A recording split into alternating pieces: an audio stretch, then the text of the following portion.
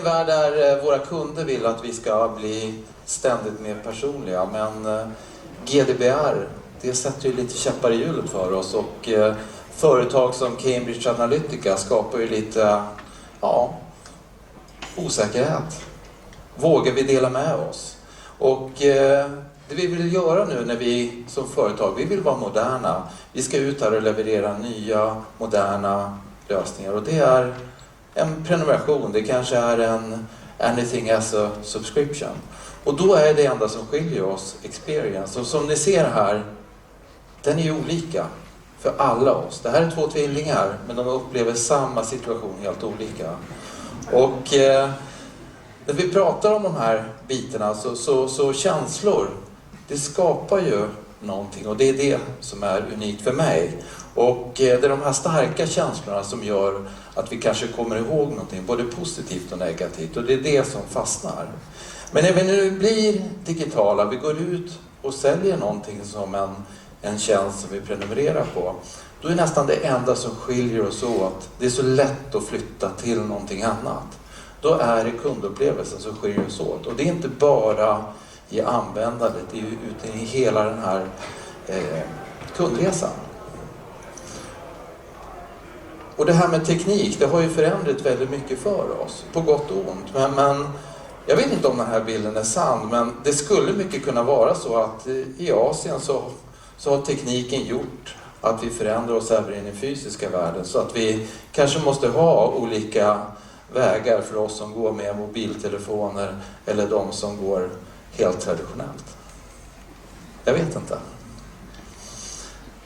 Men den här teknologin som vi har, det gör att vi kan spåra allting. Vi kan ha sanningen om all data. Men den här datan, den är ingen ny. Den har vi haft i alla tider. Den enda skillnaden är att ska vi använda den nu och skapa personliga upplevelser, då måste den komma så snabbt. Vi kan inte köra en rapport. Vi kan ju inte göra en analys som tar minuter, timmar, dagar, kafferaster. Utan vi har den här datan, den finns där. Den är lite diffus för oss. Men om jag tittar på den och sätter den i sitt rätta sammanhang, då ser jag vem den här personen är. Och det är inte bara liksom den personliga upplevelsen som är viktig. Vi har ett företag, Waterfront Consulting, Watermark, de har analyserat det här under rätt många år. Under 5 år så har de tittat på företag som har riktigt bra kundupplevelser. Och de kan tydligt se att det är de företagen som levererar lönsamhet år efter år efter år. Och inte bara det är de som också blir högst värderade på börsen och får de här fina utmärkelserna. Medan andra, de kämpar där ute och lyckas inte. Det är tufft, det är hårt, det är en tuff ekonomi och vi måste liksom hushålla med våra resurser. Men om vi tittar på oss själva här och som kunder eller konsumenter som finns där ute så vi blir påverkade konstant där ute. Och det kanske inte alltid är bara digitala kanaler, det är våra fysiska kanaler. Vi träffas hela tiden där ute och blir påverkade. Och oavsett vad det än är så kanske det inte är till våran konkurrent vi förlorar affären. Det kanske är någon annan som är mer relevant vid rätt tillfälle och vi väljer att spendera våra pengar och våra resurser på det stället. Vi har frågat våra kunder ute i Europa vad de tror, om de litar på varumärken, om de vågar dela med sig av sin information. Och det ändras ganska mycket de senaste året. Och 2/3 de tror inte att de vill göra det. Och jag tror att majoriteten av er har fått en massa e-mail nu inför fredagen att ni ska förnya ert förtroende för ett företag. Och har ni klickat på de länkarna så har det i princip inte hänt någonting sedan förra gången. Man länkar till några sidor, lite förtroenden där. Men det kunder vill ha, det är att jag delar med mig av allt det här. Jag vill dela med mig för jag vill ha en personlig upplevelse. Och jag gör det om jag bara vet hur datat ska användas. Men jag vill också veta och jag vill också ha själv förmågan att kunna påverka vad som finns i den där datan. För jag kanske inte litar på att det är den rätta bilden av Peter där ute. Jag kanske vill justera någonting. Och det ska jag kunna göra när som helst, var som helst. Och det ska vara ett självbetjänande scenario. För annars kommer det inte att skala och fungera.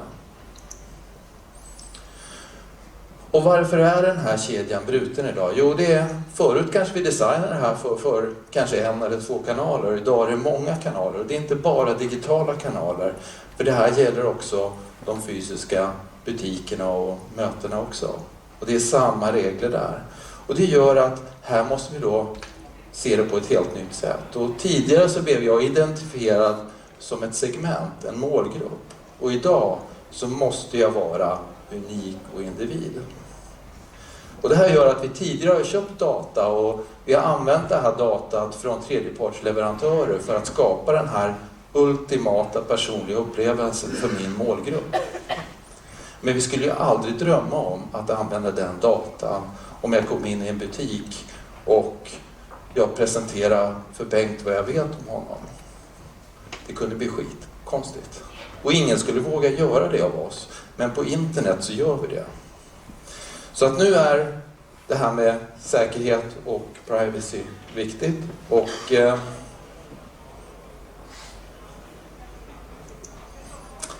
ett företag som har drabbats lite av det här rätt tydligt. Det är inte av myndigheterna primärt utan det kanske av oss som slutanvändare.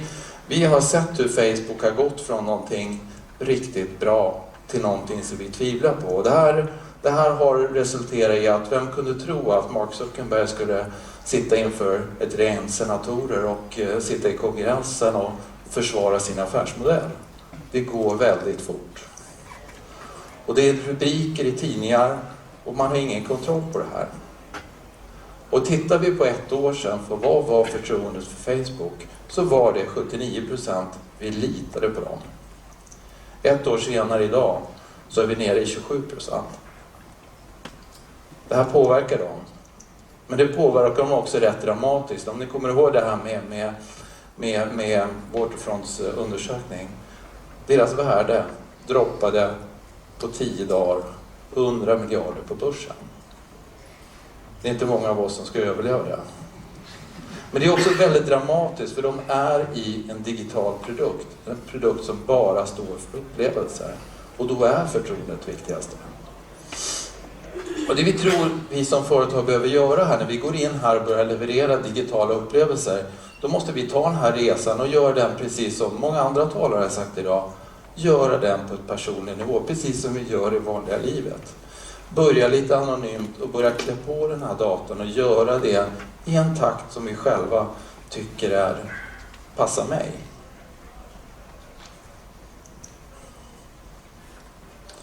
Och när vi gör det här så ska vi inte bara samla på oss data som vi har gjort tidigare i den här gula delen av bilden. Där kunde vi ta data och spara och spara och spara.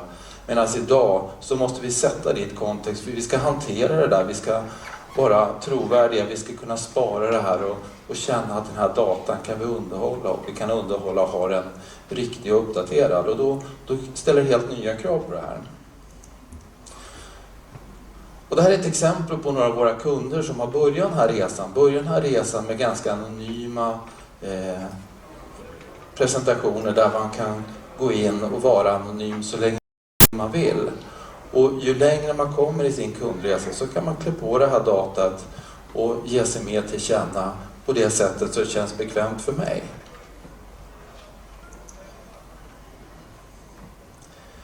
Det här är ett annat exempel. En av våra kunder, Under Armour. Och det är inte bara data på internet utan här ser vi liksom hur vi börjar koppla samman deras kläder, våra devices i form av telefoner, vi kanske har helt nya sensorer. Och de här sensorerna de börjar samla upp data om oss och spara det datat och vi börjar sätta det i ett sammanhang. Vissa av oss kanske tycker att den här datan är personlig och den är bara för mig. Med min integritet så vill inte jag dela med mig av allt. Medan andra av er här, ni kanske vill dela med precis allt. Så det här är väldigt personligt. Och det här kanske inte är så känsligt, men det blir känsligt när jag börjar kombinera den här datan positioner, vikt, vad jag äter, hur jag mår och så vidare. Då börjar det bli känsligt. Och vad de här lösningarna behöver göra, det är att vi alla ska kunna gå in och tala om för varje datakälla, varje sensor här, hur den får kombineras och vilka som får tillgång till den. Får de tillgång till den för mig som individ eller anonymt? Det tycker jag är rätt intressant här, och det här gör att det ställer sig väldigt mycket på sin spets. GDPR, det är bara en reglering. Den finns här i Europa, det är den vi tänker på. Men sedan många år tillbaka så finns det ännu tuffare eller annorlunda regleringar i varje fall i Ryssland. Där måste vi spara det här persondatat lokalt innanför deras landsgränser. Samma sak i Kina. Japan är unikt, Nya Zeeland är unikt, Kanada har helt annorlunda lagar. Det här är bara ett fåtal av de som finns redan nu. Och bygger vi en lösning på ett företag idag som bara hanterar GDPR, ja, då är vi på en lokal marknad. Men det gäller att det här också skalar och fungerar i en global värld för alla nya regler som dyker upp. Och det är kanske inte bara för den här lilla marknadsdatabasen som vi ska ha det här, utan när vi klickar och när vi gör de här valen som konsumenter och kunder så förväntar vi oss att de sprider sig ner, orkestreras ner i alla de här olika lösningar som vi som marknadsförare använder oss av. Det spelar ingen roll om det är i våra e-mail marketing-system eller om det är i våra marketingprodukter eller våra annonseringar och vad det nu kan vara. Det måste funka på ett enhetligt sätt. Och det vi gör här, det är att vi har redan idag kopplat upp oss. Vi kör det här sedan flera år tillbaks. De här lösningarna idag hanterar 1,3 miljarder identiteter. Alla ni som sitter här, ni har många e-mailadresser, många sociala login och så vidare. De hanterar vi här på ett trovärdigt sätt så att det inte går att bryta sig in och sno dem. Och vi gör det här på 4,8 miljarder små apparater. Jag tror de flesta av er har 2-3. Många som känner mig, ni vet att jag har ännu fler. 7-8 kanske, minst. Och vi gör det här på ett skalbart sätt. Det här kommer att behöva fungera i en enormt hög hastighet. Det är många kod, det är många inloggningar världen över. Så vi har en robust lösning för det här. Och med det så tackar jag för mig. Nu är det lunch, alla vill ut i solen. Eller hur Bengt? Ja. Tack så jättemycket. Tack.